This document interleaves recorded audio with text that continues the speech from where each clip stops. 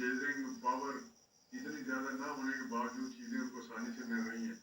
तो मैं समझता हूँ ये कहना कि गवर्नमेंट फैसले नहीं कर रही या गवर्नमेंट, ये कोई एंगल होंगे किसी ट्रेन के कि गवर्नमेंट परफॉर्म, ये तो खैर दूसरी जमातें कहती हैं अपोजिशन की कि गवर्नमेंट परफॉर्म नहीं कर रही है, गवर्नमेंट परफॉर्म कर रही है।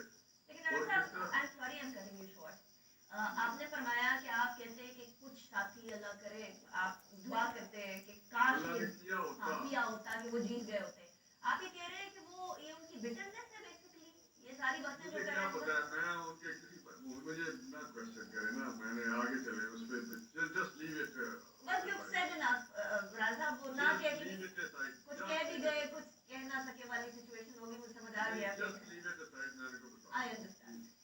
जरा दूसरी तरफ चलते हैं, एक और जो बड़ी डेवलपमेंट इस हफ्ते की हुई है, शायद हफ्ते की नहीं था, महीने की, पूरे साल की हुई है, वो है फैज हमीद साहब की गिरफ्तारी और उनके कोर्ट मार्शल की तरफ मामला आगे बढ़ना, एंड देन उनके साथ जुड़े हुए कुछ और अफसरान की गिरफ्तारी थी। फैज साहब, ये वही लोग हैं जिनका गुजरावाला के अंदर मियाँ साहब भी नाम लिया करते थे।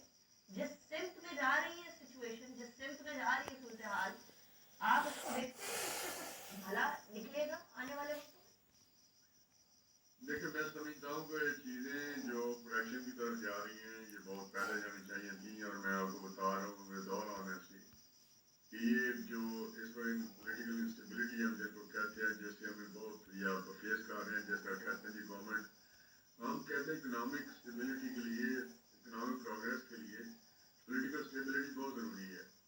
तो आपको मैं सिर्फ मेमोरी की बात है या वैसे ही आप चीज़ों को छोड़ लेते हैं।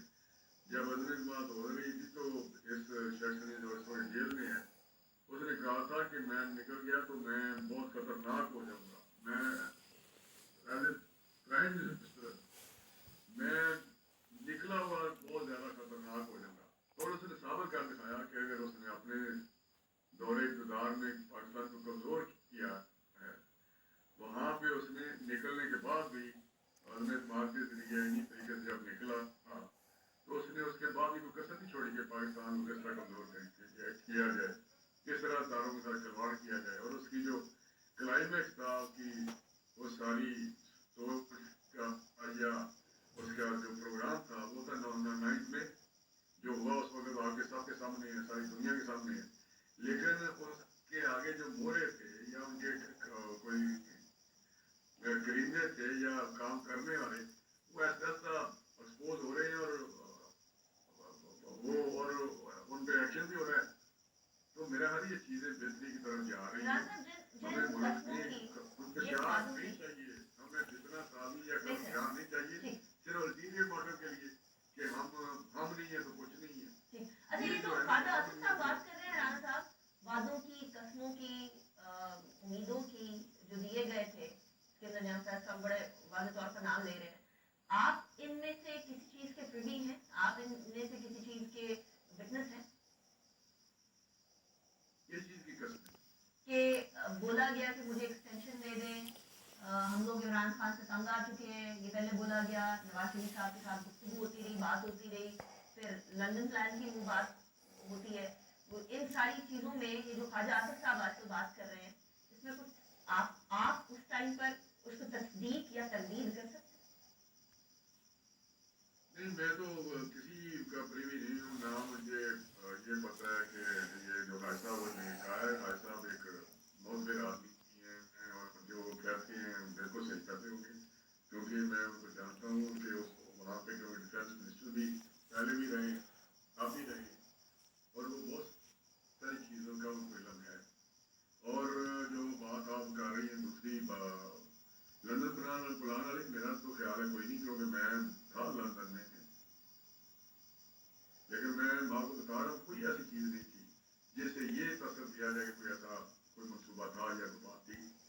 एक बात हुई, उस पर फैसला हुआ, लेकिन नवाज शरीफ साहब जिस तरह एक बड़े वज़ादार आदमी हैं, उस वक्त शायद बात भी हुई थी कि जी अगर एक्सटेंशन के लिए वोट भी देना तो कोई बात की जाए, कोई ऐसी बात उन्होंने कही बिल्कुल हमारे हमेशा जो भी फैसले किए ग्रेस से किए, और ग्रेस